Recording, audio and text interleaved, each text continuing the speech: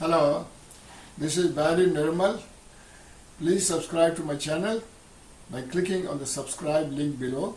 भारत में हिंदू धर्म का अस्तित्व कैसे सुनिश्चित करें, इसी टॉपिक पर हम इस वीडियो में चर्चा करेंगे। इस वीडियो में हमने हिंदुओं को भारत में अपने धर्म का अस्तित्व बनाए रखने के लिए तुरंत 3 कदम उठाने के बारे में बताया है। हाल ही में मैंने देखा है कि फेसबुक पर भारतीय हिंदुओं द्वारा बनाई जा रही रीलें घोर इस्लामी विरोधी है। वास्तव में जब आप ऐसी एक ही रील देखेंगे तो आपके सामने पेश की गई हुई अगली रील भी इस्लामी विरोधी होगी और उसके बाद से आपके सामने पेश की गई अधिकांश रील भी ऐसी ही होंगी। इसलिए मुझे यह स्पष्ट हो गया कि भारत में हिंदू विशेष रूप से उत्तर प्रदेश, मध्य प्रदेश और असम जैसे भाजपा शासित राज्यों में इस्लाम विरोधी हो गए हैं। उन्हें मुस्लिम विरोधी भाषणों और योगी आदित्यनाथ जैसे नेताओं के बयानों से प्रोत्साहित किया गया है, जो उत्तर प्रदेश के मुख्यमंत्री हैं।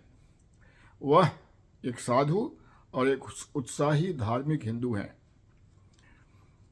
यह 2014 के पहले नहीं था, जब पीएम मोदी भाजपा या भारतीय जनता पार्टी के प्रमुख के रूप में केंद्र में सत्ता में आए थे। 1947 से 2014 तक अधिकांश सरकारों का नेतृत्व कांग्रेस पार्टी ने किया, जिसकी नीति मुस्लिम समर्थक और हिंदू विरोधी थी। अब हिंदू पूछ रहे हैं कि अगर 1947 में भारत का विभाजन धार्मिक आधार पर किया गया था और पाकिस्तान मुसलमानों के लिए बनाया गया था, तो गांधी और नेहरू के नेतृत्व वाली कांग्रेस पार्टी ने मुसलमानों को भारत में क्यों रखा? कांग्रेस पार्टी के पास इसका कोई जवाब नहीं है। सच्चाई यह है कि जहां भारत ने मुसलमानों की रक्षा की, वहीं पाकिस्तान और बांग्लादेश में मुसलमान हिंदुओं और ईसाइयों पर हमला, उत्पीड़न, हत्या और धर्मांतरण करते रहे। यहाँ विकिपीडिया से कुछ आंकड़े दे रहा हूँ। भारत के विभाजन से पहले 1941 की जनगणना के अनुसार हिंदुओं ने पश्चिमी पाकिस्तान, जो अब आजकल पाकिस्तान है, में 14.6% आबादी और पूर्वी पाकिस्तान, जो अब बांग्लादेश में है, 28% आबादी हिंदुओं की थी। विकिपीडिया आर्टिकल के अनुसार 2023 में पाकिस्तान में सिर्फ 2.71% हिंदू थे। बांग्लादेश की 2022 की जनगणना के अनुसार हिंदुओं ने कुल आबादी का सिर्फ 7.95 हिस्सा बनाया। पाकिस्तान में और बांग्लादेश में हिंदू आबादी में इतनी तेजी से गिरावट जो हुई है, उसके पीछे क्या है? यह धार्मिक उत्पीड़न, हत्याएं, जबरन धर्मांतरण और जीवन के सभी पहलुओं में हिंदुओं के खिलाफ स्पष्ट भेदभाव है। इन दोनों देशों में हिंदू लड़कियों को सड़कों से अपहरण कर लिया जाता है और धर्म परिवर्तन के बाद मुसलमानों से शादी कर दी जाती है। ऐसा न्यूज़ मीडिया में बहुत आ रहा है। हिंदुओं को चिंता है कि अगर धर्मांतरण के कारण मौजूदा रुझान जारी रहा और हिंदुओं के कम बच्चे हो रहे हैं और मुसलमानों के ज़्यादा बच्चे हो रहे हैं, उसके कारण भारत में हिंदू अल्पसंख्यक हो जाएंगे और भारत से हिंदू धर्म खत्म हो जाएगा। 2011 की जनगणना के अनुसार जम्मू कश्मीर में मुसलमानों की आबादी 68.3% है और असम में 34.22% मुसलमान हैं और जो मुस्लिम आबादी का देश में तीसरा प्रतिशत है। 2011 में पश्चिम बंगाल में भारत में मुस्लिम आबादी का चौथा सबसे बड़ा प्रतिशत था, जिसमें इसकी आबादी का 27.01% मुस्लिम थे। केरल में भारत में मुस्लिम आबादी का पांचवा सबसे बड़ा प्रतिशत था, जिसमें 26.56 मुसलमान थे। उत्तर प्रदेश में 19.26% लोग मुस्लिम थे, जबकि बिहार में 16.87% मुसलमान थे। 2025 में मुसलमानों का 1% और भी बढ़ गया है। भारत में मुस्लिम आबादी तेजी से बढ़ रही है। इस्लाम देश में सबसे तेजी से विस्तार करने वाला धर्म है।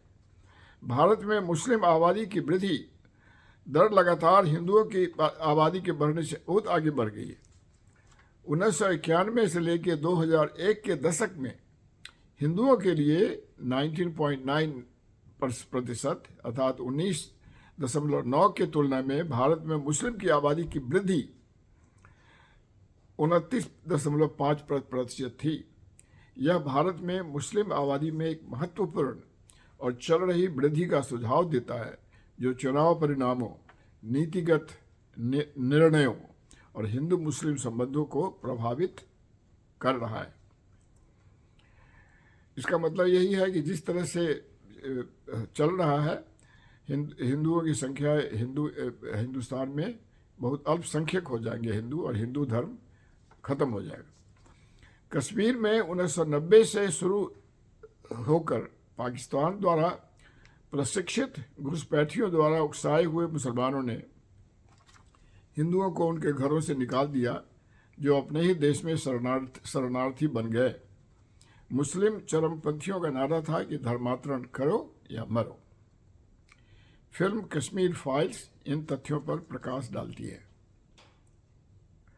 लेकिन ऐसा क्यों हो रहा है? जबकि मुस्लिम अपने बच्चों को मदरसा नामक इस्लामिक स्कूलों में भेजते हैं, हिंदू अपने छोटे बच्चों को सरकारी स्कूलों में भेजते हैं, जहां हिंदू धर्म पढ़ाए जाने की मनाही है। नतीजन मुस्लिम बच्चे अपने धर्म में ब्रेन वॉश हो जाते हैं और बड़े होकर कट्टर इस्लामी हो जाते हैं, जबकि हिंदू बच्चे बड़े होकर धर्म निरपेक्ष और नम्र दिमाग वाले बन जाते हैं। 5 से 15 साल की उम्र में बच्चे जो सीखते हैं वह उनके दिमाग में पूरी जिंदगी रहता है। शिक्षा व स्वदेशीकरण की कोई भी मात्रा इन विचारों को मिटा नहीं सकती है, जो 5 से 15 साल की उम्र में बच्चों के दिमाग में भर दी गई। यही कारण है कि मुस्लिम बच्चे कट्टर और अपने धर्म में जुझारू आस्तिक हो जाते हैं, जबकि हिंदू बड़े होकर सहिष्णु हो जाते हैं और धर्म परिवर्तन के लिए अति संवेदनशील होते हैं। कुछ लोग चाहते हैं कि भारत को हिंदू राष्ट्र घोषित किया जाए, ताकि देश के चरित्र को संरक्षित किया जा सके। भारत को हिंदू राष्ट्र घोषित करना सही कदम है, लेकिन सबसे महत्वपूर्ण कदम नहीं है।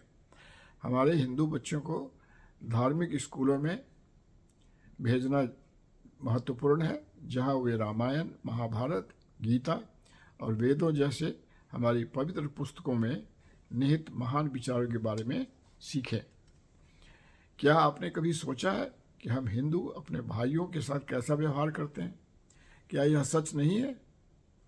ये भारतीय लोगों का दिमाग, वे भारत में रहते हों या विदेश में, जातिगत चेतना से भरे हुए हैं। आप जिस हिंदू से मिलते हैं वह पहली चीज़ आपसे आपका उपनाम पूछेगा, ताकि वह आपकी जाति का पता लगा सके। कई हिंदू जो ब्राह्मण, बनिया या खत्री जाति जैसे उच्च जातियों से संबंधित हैं, निचली जातियों के लोगों को हे दृष्टि से देखते हैं। जब तुम अपने भाइयों और बहनों को तुच्छ समझते हो, तो तुम कैसे कह सकते हो कि तुम एकजुट हो? और अगर आप एकजुट नहीं हैं, तो आप मजबूत कैसे बन सकते हैं? हिंदू बुरी तरह से बट गए हैं, पहले जाति के आधार पर और फिर राज्य और भाषा की आधार पर। एक बंगाली हमेशा दोस्ती करने के लिए दूसरे बंगाली की तलाश करेगा। एक दक्षिणी भारतीय भाषाई कारणों के कारण उत्तर भारतीय के साथ दोस्ती नहीं करेगा। इसलिए हमें हिंदुओं को यह सिखाना होगा कि वे जाति के आधार पर सोचना बंद कर दें। जो कोई भी जातिगत भावनाओं को बढ़ावा देता है या जाति जनगणना कराने में किसी भी सरकार का समर्थन करता है, उसकी निंदा की जानी चाहिए। हमें सभी जाति और सभी भाषा के हिंदुओं को एकजुट करना होगा। हिंदुओं को अगला कदम यह उठाना चाहिए कि वे दूसरों को हिंदू धर्म में परिवर्तित करें, जैसा कि मुसलमान और ईसाई करते हैं। हिंदू नफरत करते हैं जब कोई हिंदू धर्म का परिवर्तन करता है, लेकिन वे दूसरों को परिवर्तित करना पसंद नहीं करते हैं। ऐसा क्यों है? जब कोई मुसलमान पाकिस्तान या बांग्लादेश में किसी हिंदू लड़की का अपहरण करता है, तो एक हिंदू को इस्लाम में परिवर्तित करने के लिए हर कोई उसकी प्रशंसा करता है। ऐसा इसलिए है क्योंकि इस्लाम में एक मुसलमान के लिए स्वर्ग में बहुत बड़ा इनाम है जो दूसरों को इस्लाम में परिवर्तित करता है। लेकिन हिंदू धर्म में ऐसा कोई इनाम या स्तुति नहीं है। लोग पूछने लगते हैं कि यह नया धर्मांतरण करने वाला हिंदू किस जाति का होगा। केवल एक संप्रदाय यानी हरे कृष्ण दूसरे को हिंदू धर्म में परिवर्तित करने में महान कार्य कर रहे हैं। इसलिए बांग्लादेश में जो नई सरकार आई है उसने हरे कृष्णा के लीडर को अरेस्ट किया, क्योंकि हरे कृष्णा वाले मुसलमानों को हिंदू बना रहे थे। धर्मांतरण युद्ध की तरह है। युद्ध में जब आपका दुश्मन आप पर हमला करता है तो आपको जवाबी हमला करना पड़ता है। जैसा कि वे कहते हैं कि युद्ध में हमला सबसे अच्छा बचाव है, लेकिन हम हमेशा हिंदू को मुस्लिम होने या ईसाई होने के बारे में रोते रहते हैं, लेकिन हमारे गुरु कभी दूसरों को धर्म परिवर्तन करना नहीं सिखाते। गांधी ने हमें यह उपदेश देकर नपुंसक बना दिया कि अगर आप पर कोई हमला करता है तो आपको उसे सहन करना चाहिए और वापस लड़ना नहीं चाहिए। शीर्ष हिंदू नेताओं को यह घोषणा करनी चाहिए कि जब कोई हिंदू किसी मुस्लिम या ईसाई को हिंदू धर्म में परिवर्तित करता है तो उसे स्वर्ग में महान इनाम मिलेगा। उन्हें इस जीवन में भी पुरस्कार देना चाहिए। हिंदू धर्म में धर्मांतरण को प्रोत्साहित करने के लिए इस तरह के इनाम की आवश्यकता है। इस तरह के अन्य पुरस्कारों की घोषणा भी किसी भी हिंदू के लिए की जानी चाहिए जो मुस्लिम या ईसाई को हिंदू धर्म में परिवर्तित करता है। तो आज इतना ही इस वीडियो में। आप इस वीडियो को लाइक करें, इसको शेयर करें अपने दोस्तों के बीच। शेयर बटन है इस वीडियो के नीचे, और अपना कमेंट भी डालिए इसको हिंदी में या इंग्लिश में। धन्यवाद। Hare Krishna. Hello, if you have not subscribed to my channel, please do so by clicking on the subscribe link below. Also write your comments in the comment section below.